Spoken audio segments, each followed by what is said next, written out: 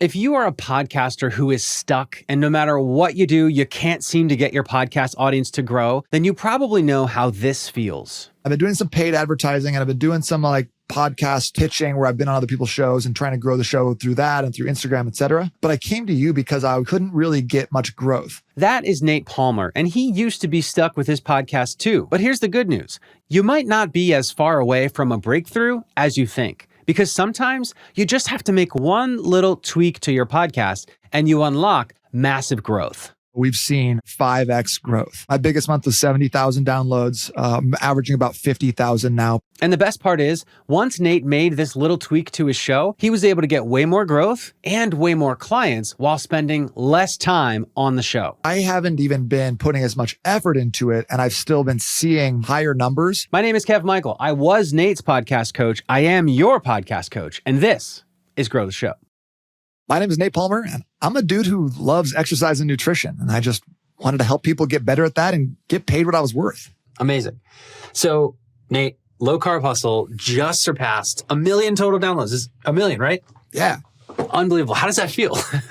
A little bit surreal, to be honest with you. It just feels like that's something that was been out of reach for so long. And even though my life didn't radically shift, I didn't get an inch taller or anything like that after hitting 1 million.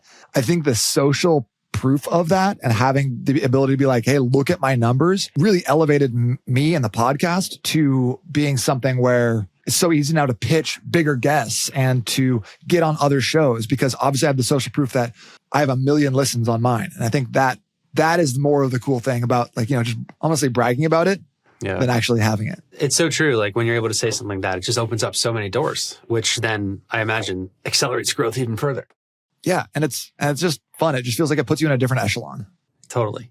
So we're going to go back to when we first met, which was in October of 2022. Now, full disclosure, Nate went through the Grow the Show Accelerator program. And what I'd love for you is to tell the story of where your show was at. Remember, it was at about 12K a month and what you were experiencing as far as growth or non-growth at that time. So where were you at that point? So when we met in October and I started working with the Grow the Show Accelerator, we were hitting about 10,000, 12,000 downloads a month, which was great for me because even just up to March of that year, I was only hitting about 2,000. So this is I've 5x'd the show's listens. And I've been doing some paid advertising and I've been doing some podcast pitching where I've been on other people's shows and trying to grow the show through that and through Instagram, etc. But I came to you because I couldn't really break that 12K mark. I had hit 9, 10, 10, 12, 10 a few months in a row, and I couldn't really get much growth. And what was interesting is that when we started working together, you showed me how to pull up my metrics and see how long people were listening for the show. And what we noticed was insane. We're getting a 30% drop off rate in the first 3 minutes of each show. And you were like, hey, you're probably getting growth. You're just not seeing it because people aren't sticking around long enough to listen to a full episode, much less come back and listen to another episode. So I think that the thing that we really worked on was how do we get people to understand what the show's about, stick around to actually get to the meat of it, and turn them into raving fans. What was your reaction when we pointed that out? Had you ever even considered retention before looking at the graph? No, it was not even on my radar. I wasn't sure. I feel like I just kind of showed up. I podcasted and I posted on Instagram and I was like, that's it, right? That's how you do it. So you just brought a depth of knowledge of okay, here's what we should be looking for. Here's what I want to see. We don't want to see any drop offs in the first 5 minutes. We want to make sure that people are getting through about 75% of the episode. So the education component was huge for me and just gave me a little bit of a different focus, which I think changed a lot about how we conducted the show and how we structured it.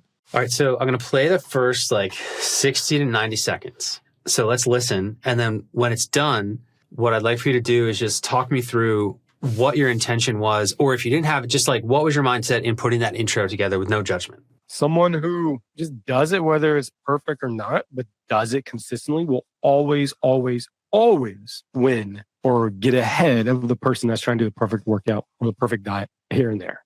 Only half the time. Low Carb Hustle. You are listening to the Low Carb Hustle podcast, where we help you burn fat and put some muscle behind that low carb hustle. Here's your host, Nate Palmer. What's good, my friend? Welcome back to the Low Carb Hustle podcast. It's me, your boy, Nate Palmer, and then joined as always with the illustrious Juicy Cheeks, What JC up? checking in.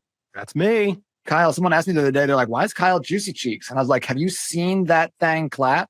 Thang with an A? First off, did you say, what a stupid question to ask? Why is he juicy cheeks? No, I think I tried to explain it. I didn't say, did you see that thang clap? I thought about that afterwards. I was like, that's a better It answer. would have been. But I think the answer to that is there is no need for an explanation, right? You got to get to that point in life where there's no need for an explanation, right? Well, when they see you walking around, they're like, yeah, I get it. There's no need for an explanation. But the podcast is a hard medium to really. Okay, so we'll stop there. So tell me about the question that I asked before. What was your thinking in putting together the intro like that, where it was the clip and then the voiceover announcement and then your intro and then some discussion? So I think that a lot of times I see that the big podcasts, they'll pull something scintillating from the conversation and throw it right in the front to create more intrigue. And I feel like you've done that pretty well with your show, because I remember one time I was talking about like, what does a banana have to do with, I even forget what it was, but it was talking about how a lady showed up in a Zoom banana costume. And it was a whole thing about that. And it was really like, I was like, what are we talking about in this? But it got me to stick around. So I was trying to do the same thing, but I don't necessarily know if I was always choosing the right clips. Then I had the canned intro, which was like, hey, I thought you needed a canned intro for the show. I had someone with a great voice. My buddy Adam do that. I thought it was awesome. And then I would just jump in and try to like be a bit entertaining and just kind of have some like back and forth banter beforehand. And like, 'cause like my thought was always like, oh, people are going to want to get to see me and what I like think about and just kind of like being silly and stuff like that. So I would talk with my buddy Kyle, who'd be on the show fairly frequently with me. But you notice that when I look back on it, I don't introduce him. I don't say what relevance he has to the show. And so we're 90 seconds or a minute and a half into that. And I don't know what this podcast is about. I don't know why I should stick around. And to be honest with you, if it wasn't my sultry voice that I was listening to, I'd be like, all right, I'm out. That seems like a waste of time. I'm surprised I had 10,000 downloads at this point. It's true. Well, I mean, what you brought up before was that you were doing tons of stuff to grow your show. You were doing ads, you were, being on other shows, you were doing social media. And so what you were experiencing was that 10,000 per month. We'll never know how many of those people were one and done, where they tuned in and then heard that and kind of got confused and didn't tune back in. But we don't know how much, but that's what was happening. Your show was a bucket that had holes in the bottom. Now, I know very well the changes that you made, but can you talk through then, first of all, before we talk about your new intro and what it sounds like, what has happened to your show since improving your intro? How have your numbers improved? So over the course of the last 10 months or so, we've seen another 5x growth. My biggest month was 70,000 downloads, averaging about 50,000 now pretty regularly. I'm not pouring any money into advertising. And I'm honestly not even spending that much time or focus getting on other people's podcasts to grow my own show. So I haven't even been putting as much effort into it. And I've still been seeing higher numbers and bigger downloads, because I think what's happening is that people are actually sticking around. And, maybe out of 10 people, we resonate with 6 or 7 of them. They add us to their daily feed. And so now I'm trying to secure a spot. So every Monday, they're listening to a 30-minute episode. Incredible. So you mentioned earlier how at the beginning of each episode, you were losing 30% of people just within the first couple minutes. And I remember it being a steady drop off from there. What are your retention rates looking like now?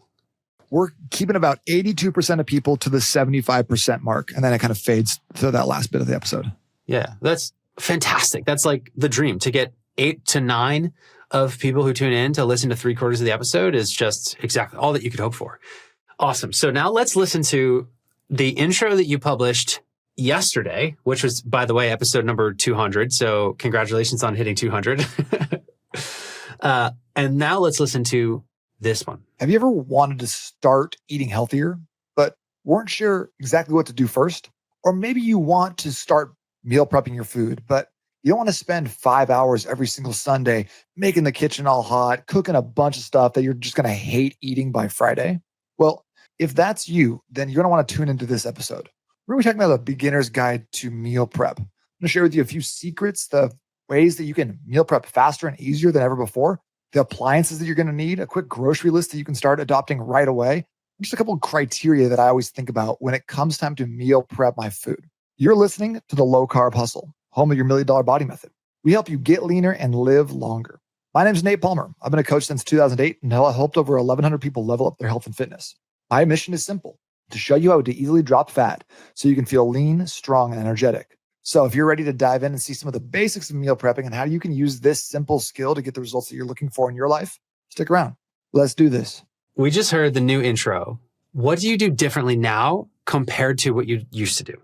So one of the things that you taught me was focusing in on my ideal client, focusing on my ideal avatar, and then answering a question that they're going to have. So I always start off my intro now by asking a question that people have. Be like, have you ever felt like this? Have you ever done this? Have you ever gone through this and didn't get results? Because someone is going to be like, yes, I resonate with that. You know, like it's the difference between being like, hey, today we're talking about back health, and being like, hey, have you ever had back pain that just wouldn't go away? Instantly, we call that like dog whistle. That's instantly someone is going to be like, that's me. That's exactly what I'm dealing with. So I try to figure out, what are the common questions that people have? So that's really helpful when I think about my ideal avatar. You know, his name is Joe. He works next door to me. He's a good guy.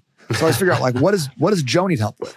What does Joe have questions about? And I try to structure all my episodes like that. Then I think about what is in it for them. What are they going to get out of this episode? How am I going to deliver value to them in that way? And one of the things that you said to me about guests, because this episode was a solo episode. I've been doing a lot of solo episodes this summer. It's been really fun. But when it came time to intro guests, what I was always doing was I was always reading a bio. Hey, this next guest, his name is Kevin Schmidlin, and he is the owner of Grow the Show Accelerator. He's been a podcast host for 16 years and he has great hair. You know, like I'd read that shit off and people would be like, hey, we don't care. That's not about me. That's about Kevin. So what you told me to do with a guest was talk very specifically about how that person can help them with their goals. And I took that and I applied that to everything about the intro. So, hey, this is Kevin. I'm having him on the show today because I know that he can help you elevate your show. And a couple simple tips. He's going to give you these easy ways that you can increase listenership, increase listener retention, and really develop a dominant show that's top 1% in the industry. Now, that's an episode that's tailored to someone. It's not about Kevin anymore. It's about what he can do for my audience. And I wanted to make sure that my whole intro had that same feeling. So I try to like ask some questions that are pertinent. And then we kind of go into that canned part where I introduce myself, because I think one of the things that, you know, we noticed about the first one is that I'm like, what's up? It's Nate, you know, here with Juicy Cheeks. Who's Nate? Who's Juicy Cheeks? Why do we give a shit? Why are we even listening to these people? So I'd like to be like, you know, it's a little bit of a humble brag, but like, hey, I'm Nate. I've been a coach for 15 years. I helped 1,100 people. And so doing that, introducing the show, introducing myself, because one of the things that you had said is that we're going to have new listeners every episode. And so if they're coming in and we're talking straight up, like just bantering, inside jokes, being silly, we're going to lose people because they don't know who we are or what we're up to. So giving them just a brief intro, who I am, why I have the authority to talk about what I'm talking about, and then what we're going to be speaking about in the episode, I think gives people a lot of clarity and also allows them to listen to my calls to action a little bit longer because they know what's coming. 100%. Yeah, you get them hooked. And so when you throw a call to action in there, you've already successfully sold them on listening to the rest of the episode. So they're totally willing to, you know, hear what you have to say first. That's awesome, man. One thing that you actually have always been good at, if I scroll back on your feed, is titling your episodes. So can you talk a little bit about what goes into a great podcast title? Yeah. And so I think like, I have some good ones in there. Like the first one we heard earlier was the 4 mindsets keeping you soft and weak. And like, that's okay because it has like, people like lists, people like numbered systems and things like that. But that's not a question people are searching for. Mindsets keeping me soft. No one's Googling that. So for a long time, I had a product called Bod in a Box, and it was a home-based exercise equipment. So it was like a suspension trainer, bands, sliders, and I had a bunch of workouts written to go along with it. But the problem I kept running into, Kevin, was that I had to teach people that, you have a problem, which is fitness. You need this specific product to buy it. So I had to educate them on why they needed the product before I could then help them buy it or make that purchase. Rather than trying to educate people on what they should be asking, let's just jump right in front of what people already are asking, right? It's like the number one asset is a hungry crowd, right? If you have a hot dog stand and you go post up at a place like at a concert where there's no other food, it doesn't matter if your hot dogs are dog shit, people are going to buy them and eat them up because they're already looking for food. So what I did was I went back and I did a lot of research on this But I did like 3 pieces of research, then I had a VA do the rest. Nice. But I went to 6 different competitors' YouTube channels and I filtered them by views. So what are the YouTube videos on people who have my ideal clients already and what are getting the most views? So you're looking at the ones that have like, millions and millions of views. I'm looking at a bunch of popular YouTube channels. And then I just copied all of their titles and I put them into a spreadsheet. So now I have basically tons of titles that already work. And then 2, that like now you can look at these titles and you can extrapolate the format of each one of those things. 3 ways to get leaner without X.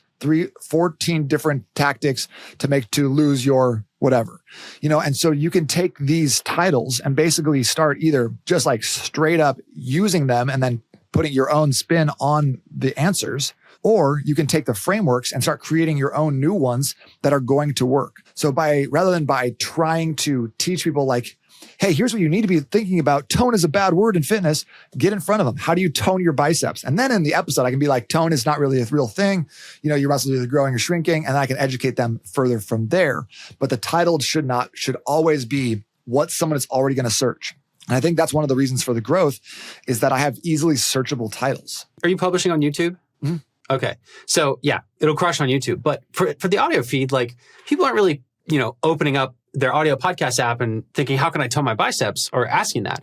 But your listeners are thinking that. They are asking that in their head all the time. They're walking around, how do I tone my biceps? And so you're able to not only get the SEO benefits on YouTube, but because what people are searching is what everybody's asking, you get to just jump right to reading your listeners' minds. And they see the episode and be like, holy crap, that's exactly what I wanted to know. So it really works on 2 levels. It's search engine optimization, but it's also human question asking optimization. Totally. I've found personally in a lot of cases that my clients are all mostly entrepreneurs and business owners. They're like men with younger kids to middle, like adolescent kids. They seem to be podcast listeners in a way that solves problems for them. So most of the guys I talk to don't have a religious podcast habit, for maybe except for like 1 or 2 people. And so they'll search things that are interesting to them or that pop up. So I've always been trying to figure out, how do I stay relevant in the search, even in podcast player apps? So what you're saying is the opposite of what I just said, which is awesome, which is basically no, actually people are searching for answers in the podcast apps. Is that what you found? It seems like this demographic of men listens for answers, not necessarily just straight through. Yeah. Interesting. That's fascinating, man. That's so worth exploring. I wonder if there's more demographics like that Well, yeah, you had me do a ton of research early on too. You had me go back and like list out all my top 10 or 15 best clients. And I did 30-minute interviews with each one of them. And I asked them all these questions about what their interests were, what words they like to use, which was super helpful as well.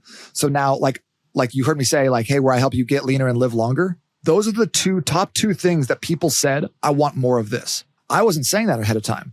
I was saying put a little muscle behind that low carb hustle. So when I figured out here are the words that these guys are talking about, put those in the like each episode. And so now it's much easier to get that that retention, or at least people being like, yeah, this is for me. You learn the lyrics, as Pat Flynn says, right? Like you were trying to convey something to your listenership. They use different words in their head to convey the same thing. And so you were able to identify what those words are and actually say it to them. And then I'm sure like, dude, how did you know? Where it's like, you told me, right? Incredible. I remember distinctly that you had some success with getting featured on other podcasts and, having at least some of your growth come from that. So can you talk about like, what has worked there for you? If you have any hacks or tips for anybody who's trying to get featured on other podcasts? Okay, so two top tips on that one, because I do think there was a lot of growth that came from that, especially being featured on not like crazy big podcasts, but like these medium-sized niche podcasts that really have and cater to my ideal listener. So number one was TPP. So working with Grow the Show Accelerator, I would be like, hey, here are my 5 best guests. And then you guys would tell me, hey, here's other places that they've appeared. You'd give me their the name of the show, the description of the show, links to the show, email addresses. You just made this process super easy for me. Then we crafted together a script on how to outreach to these people without being spammy, but still being direct enough to be like, hey, here's what I'm looking for, and here's how it's a benefit to you. Always what's in it for me. What's in it for me? Mm-hmm. Podcast pitches, intros, sales copy. It's all about the listener, the reader, right? So we came up with this script. And so then I would just reach out to people. Like I would probably do like 5 to 10 a week. It wasn't anything crazy, but I was getting probably like a podcast a week off of this strategy. And what was cool about that, like, yeah, it's amazing to be on podcasts and things like that, but the relationships that I built with some of these people have transcended that, like that process. Now we've been talking for the last year. I've hooked them up with other of my guests. I've been able to like interact with them. I've been on some of their guest podcasts and just creating these relationships that are so cool. And that's one of my favorite things about podcasting is just like, it's just a cool community of like-minded individuals. And so I think that a lot of times people, especially people who are like new to podcasting, get scared to approach someone. Oh, it's a bigger show. But everyone's cool. Everyone's nice. Everyone wants to see everyone else succeed in the industry. That's my experience, at least. Yeah, no, so 100%. That was my first one. And then the second one is kind of I kind of went into it just for a second, which was like, so if I'm getting on someone's podcast, going and looking at their list of guests, who's else has been featured on their podcast? Who do I want to know? Because at the end of every podcast episode, I'm going to finish it like this with you as well. We're going to finish. You're going to be like, that was fun. Great job. Awesome. High five. And then I'm going to be like, Kevin, thank you so much for having me on the show. What can I do to help you out? And I always ask that at the end of every single podcast episode, because you don't know what people need help with. Sometimes people want help with their fitness, which is great. I can handle that. Sometimes they're like, I want a connection with more people. Sometimes they're like, I want to get on more podcasts that are like this, this, and this. And I can very easily go back and look at, I got 3 people that I can think of right now that you'd be a great fit for. And and then everyone, normal reciprocity dictates that if I ask that, they're going to ask me that back. Hey, well, how can I help you? Hey, well, don't you know this person? Could I get an intro to Vince? He's been a hero of mine for a long time. I would love to chat a little bit more with him. He's badass. Like any way you could hook us up. And 100% of the time, people are saying yes to that. Normal reciprocity. So so then I get off the podcast and I go do the thing that I told them I would do. Make that intro, send that email, do whatever. Do that instantly. And then the ball's in their court, A. You don't have to think about it again, B. And then also they're like, man, that dude does what he says he's going to do. Like that dude is showing up for me. And so they are going to be way more likely to send that email and make that intro for you. And that's been like, I think that's just a life skill too, you know? It's so true. And like in times like this, I don't know, I often take it for granted or I guess forget, but like thinking back to the biggest jumps that I've had in my career and in my life, the vast majority of them came from podcast interactions. Either an intro from a guest or just like that actual relationship with the guest itself. I think it's something that we overlook a lot, but it's like the biggest opportunity is right at the end of the call where it's like, hey, we should still be friends and do other, like help each other in other ways, right? Yeah, because there's a lot of potential for collaboration across the spaces. Like everyone's trying to like get new and interesting guests featured on other podcasts. So like it's so easy. It's such a low barrier of entry to help someone out in a massive way. And then you become that guy. If you're the connector, if you're the guy who's always setting people up, making intros, like that's a really cool role to have. And you get to invite into a lot of interesting rooms. I want to go back to the discussing intros for a minute because I'd love to know how your process changed, right? So your original intro that we listened to, it was a clip, it was the canned intro, and that was the beginning of the conversation. And so I imagine back then you had to like find the clip and put that at the beginning. But what does your process look like now? And how much time do you spend on your intro? Well, at first I was spending more time doing it because I would actually write out each intro. I don't know if you heard on that second one, but I was kind of like, I was stumbling over some words. I was going a little slower. It wasn't perfect, but I only did that in one take and I didn't write a word of it. It just came from knowing what the episode was going to be about. So, and it just took practice, right? I'm at episode 200. I've been doing that for the last 75 episodes. So it took me a minute, but basically now I have a script where I look at it and go, I hook them in with a good question. What will the listener relate to in the intro? How will you spark curiosity? What is the question we're posing in this episode? How will the answer to this question get us closer to transformation? And if I need to intro a guest, why is the guest here? What qualifies them help?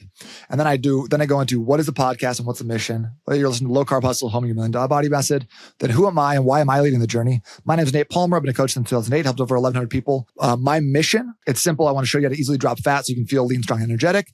And then kind of like that light call to action. So if you're ready to, once again, dive into meal prep, learn how to lose fat, learn how to the 3 to 10 things you should be drinking while you're fasting, stick around. Let's do this. Boom. Frameworks, baby. Yeah. Templates, right? You don't have to even think about it. So you're able to just nowadays, because you've done it so many times, like it makes sense that the first couple of times you did it, it took longer. That's just how the human brain works. But it sounds like now you're able to just pull up the template and look at it and see, here are the points that I had to hit, and you just rip it and it's in one take. Yeah. Do you do it later? Do you do it right after? Do you record? Yeah, most of the time it's separate, and I try to do it right afterwards, but a lot of times I don't. And then I have to go back and like kind of listen to the episode again, make sure I like pull up salient points, which takes a little bit longer, but that's just because I was lazy up front. So yeah. Oh man, I've been there so many times where it's like, I don't need to do it now. And then later you're like, why didn't I do it before? What did I say? I was blacked out for the whole episode. Isn't it funny how you don't remember any of that? And so the message is record the intro as soon as possible while it's all loaded into your brain, right? Mm-hmm. Or if you have like, sometimes I'll do it like rarely before, but only if I have a really good episode outline and I know exactly what I'm going to be talking about.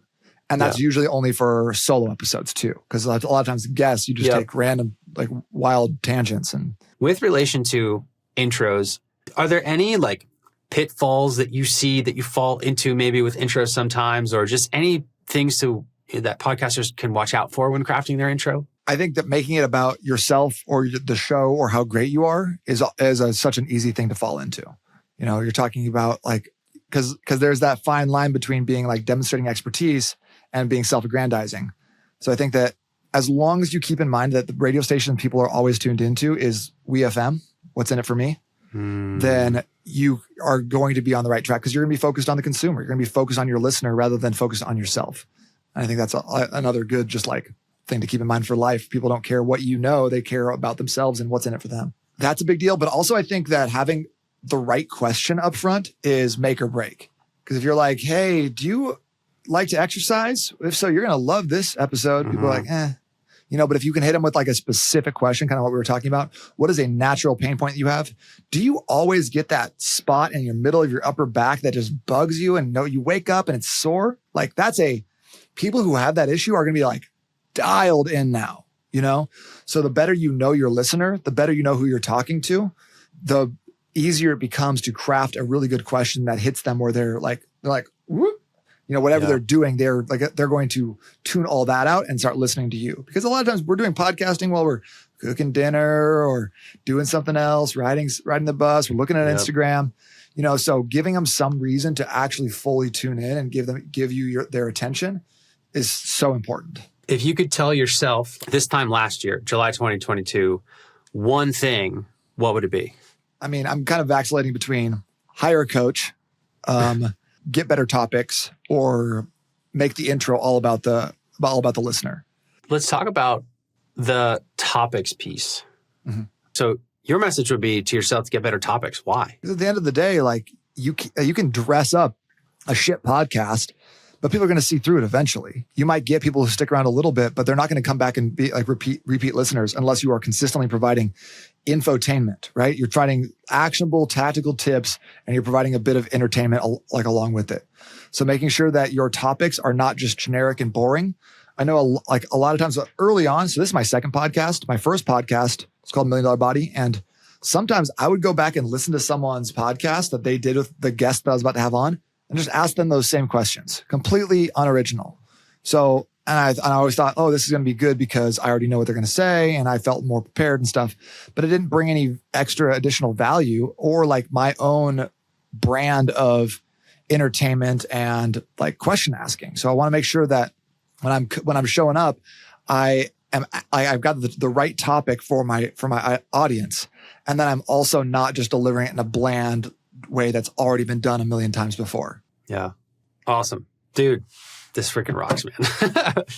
So congratulations on the huge milestones. Just the beginning, man. $1 million total, average $50K a month. That is wild. You're getting into rooms now that I just can't wait to watch and see this thing, continue to go to the moon. So congratulations, Nate. Thanks. It's been a lot of fun. The last thing I will say is that like when I first started doing these things, like it had the tendency to be maybe a little disheartening because my numbers dropped before they went back up.